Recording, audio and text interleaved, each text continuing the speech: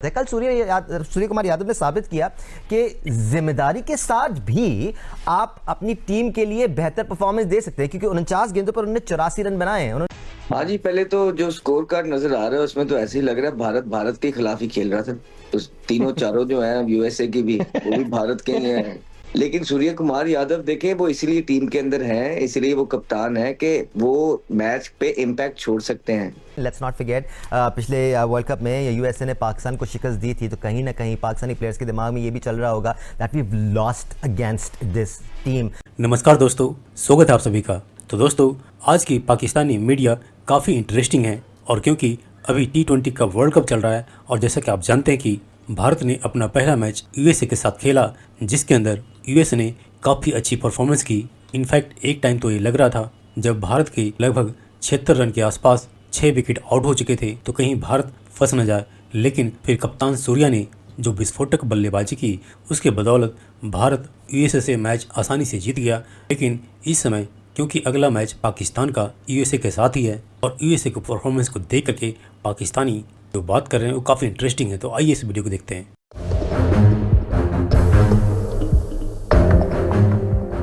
अहमद, मैं आपकी तरफ सूर्य कुमार यादव की इनिंग्स को लेकर आना चाह रहा हूँ। हम अमूमन ये बात करते हैं ना कि अगर कोई प्लेयर पाकिस्तानी हो या कोई भी हो, अगर वो 45 बॉल पर 50 रन बना रहा है या 55 रन बना रहा है और आपकी टीम को ज़रूरत है, कल सूर्य कुमार यादव ने साबित किया कि जिम्मेदारी के साथ भी आप अपनी टीम के लिए बेहतर परफॉर्मेंस दे सकते हैं, क्योंकि 49 गेंदों पर उन्होंने 84 रन बनाए हैं। उन्होंने 49 गेंदों पर 55 रन या 60 रन नहीं बनाए ये कहकर कि यार विकेटें गिर रही थी और मुझे तो दब के खेलना पड़ा, मुझे तो रुक के खेलना पड़ा। ही played as per modern day T20 cricket।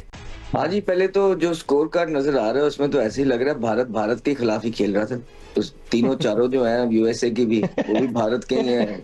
और वो भी तो पहले तो ऐसे ही लग रहा था, एक भारत जीतने लगा है जो यूएसए में रहता है और एक भारत हारने लगा है। तो जो स्टार्ट था एकदम हिकअप्स तो थे, और सूर्य कुमार यादव अगर आप देखेंगे तो ये पिछली सीरीज जो हुई है उसमें थोड़ा थोड़ा सा उसका टच वापस आया है। बड़े स्कोर नहीं उसने किए, लेकिन बड़ी देर से स्ट्रगल कर रहे थे और बड़ा क्रिटिसिज्म उन्होंने भी फेस किया, ऐसी बात नहीं है। गौतम गंभीर पे हर्षित राणा का बड़ा प्रेशर था, वो टाइम पे जो है ना इंजर्ड हो गए और ब्लेसिंग हो गई उनके लिए, सिराज आ गए, वो कल 3 आउट कर गए। लेकिन सूर्य कुमार यादव देखें, वो इसीलिए टीम के अंदर हैं, इसलिए वो कप्तान है कि वो मैच पे इम्पैक्ट छोड़ सकते हैं, वो मैच की पोजीशन सिचुएशन चेंज कर सकते हैं। इसीलिए आप इस तरह के प्लेयर्स पे इन्वेस्टमेंट करते हैं और आप उनको थोड़ा सा बाकियों से ज्यादा लंबा रन देते हैं कि जो इम्पैक्ट क्रिएट कर सके। ठीक है। और कल जहां पे भारत को सबसे ज्यादा जरूरत थी अपने कप्तान की, जिसपे उन्होंने बैंक किया, जिसपे वो इन्वेस्टमेंट कर रहे हैं, उन्होंने परफॉर्मेंस कहा कि बायलैटरल में नहीं, यूएसए के उसके कई 1-1 सीरीज में नहीं, वर्ल्ड कप के अंदर पहले मैच में जहां भारत फंस गया था, जहां भारत आउट हो गए थे 70 पे 6, 80 पे 6, जहां सबसे ज्यादा जरूरत थी, वहां उनका मोस्ट सीनियर प्लेयर खड़ा हुआ। उसको पता है विराट नहीं है, उसको पता है रोहित नहीं है, उसको पता है कि मैं कप्तान हूं, मेरे पे रिस्पॉन्सिबिलिटी है। और ये कोई इतनी कोई 100% नहीं होता कि हर इंसान परफॉर्मेंस कर जाता है, लेकिन किसी चीज की प्रैक्टिसेस हो रही होती हैं। दानिश भाई, अहमद ने एक बड़ी अच्छी बात की इन्वेस्टमेंट की, कि उन्होंने बड़ा इन्वेस्टमेंट किया है। अगर अहमद अब शायद इस चीज का सही जवाब दोगे कि शुभमन गिल पे भी उन्होंने बड़ी इन्वेस्टमेंट की थी, राइट? हाँ। उनको लगा कि जब ये परफॉर्म नहीं कर पा रहा तो ईशान किशन को आउट ऑफ नोवेयर लेके आए।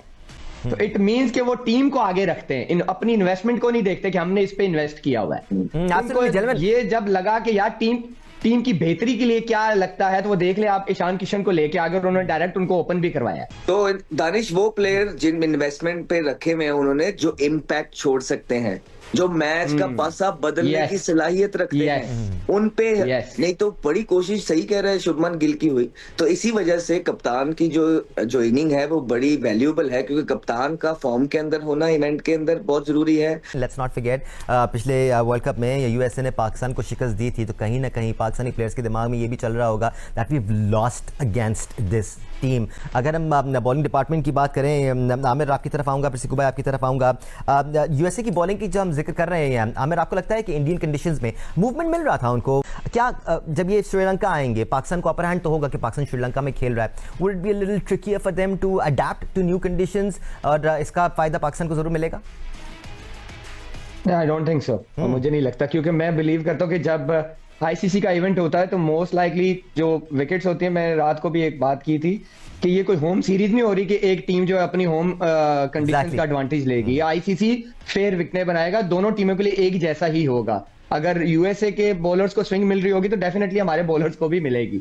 और टी20 में आपको 2-3 ही मैच विनर चाहिए होते हैं, और उनका ऑन डे टी20 में अगर उनका दिन हुआ, एक स्पेल लग गया या एक इनिंग लग गई, तो मैच जीत सकते हैं। इसमें कोई दो राय या सरप्राइज ना हुएगा कि जी अपसेट कर गया यूएसए, तो कुछ भी हो सकता है।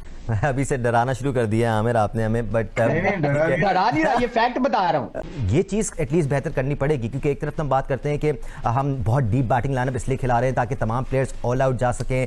ऊपर के 3 प्लेयर ऑल आउट जाते हैं, चीपली आउट होकर चले जाते हैं, क्योंकि वो एक ही तरह से खेलते हुए नजर आ रहे हैं। ओवर में 15 रन भी आए लेकिन वो फिर भी हिट मारने की तरफ गए, तो कहीं ना कहीं बैलेंस लाना पड़ेगा टीम पाकिस्तान को। दूसरी चीज़ ये कि जो शुरू में एक डिस्कशन हुई है बड़ी इंटरेस्टिंग, और वो यही था कि अभी जो लड़कों ने डिस्कस किया था कि ये लड़का जिसकी ज़रूरत हो एज पर वो खेलना चाहिए। वो नहीं है कि मैं किंग हूँ तो खेलेगा, मैं जो हूँ बस मैंने एक दफ़ा 100 कर दिए थे इंडिया के ख़िलाफ़, हम चैंपियंस ट्रॉफी जीत गए थे तो बस मैं ही खेलूँगा। तो हमें तो समझ में नहीं आ रहा है ना, वो जो बैटिंग ऑर्डर हम चेंज करते रहते हैं, हसन नवाज को कहीं और भेज दिया, हारिस को भेजा। उसी वक्त मैंने कह दिया था दोनों टेक्निकली फॉल्टी हैं जब वो न्यूजीलैंड में खेल रहे थे। अभी भी मैं 2-1 लड़कों के बारे में जानता हूँ। आज के दिन 3 मैचेस थे और तीनों मैचेस में जो वर्ल्ड कप की एक्साइटमेंट है वो दिखाई दी, जबकि छोटी टीमों से मैचेस भी थे, तब भी कोई ऐसा नहीं हुआ कि कोई वन साइडेड मुकाबला एकदम ही हो गया हो। पाकिस्तान का तो आज हम सबका इस पे एक ही राय है कि पाकिस्तान का आज तुक्का लगा है, क्योंकि हमारी तरफ से हमने गेम उनके हाथ में दे दिया था। और नेदरलैंड्स ये पहले भी कर चुका है कि बड़ी टीमों को हरा चुका है, तो आज लग रहा था कि ये पाकिस्तान से भी जीत जाएंगे। भाई दूसरा ये कि मैं ये इंटेंट और ये सारी बातें ऐसा लग रहा है रिपीट कर करके ना, गेम अवेयरनेस, ये सब कुछ बार बार एक ही चीज, वो जो कामरान कह रहे हैं ना कि चले ही जा रहा है, हम रोज आते हैं और वही गलतियां करते हैं। भाई गलती ठीक करके नहीं कर लो, मसला नहीं है बासत भाई, सेम वही गलतियां। अब वही हम जो बात कर रहे हैं कि आप जब 83 की स्ट्राइक रेट से खेलोगे तो फिर आप कहाँ मैच को लेके जाओगे, कहाँ आपने कितना छोड़ दिया पीछे। और अगर आप ये कर रहे हो, एक ही केस में ये जस्टिफाइड है कि आप मैच फिनिश कर आओ। आप ना मैच फिनिश कर रहे हो, आप पीछे भी डाल रहे हो, और फिर सब उस पे अब सबके ऊपर एक सवाल है कि क्या खिलाएं ना खिलाएं।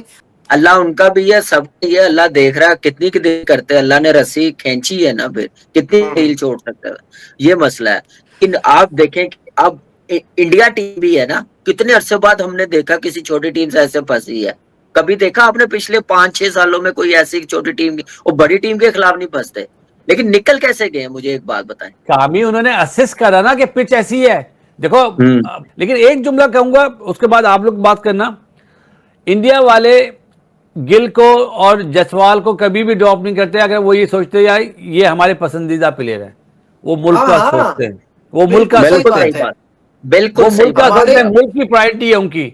हम लोग पसंद नापसंद पर चल रहे हैं।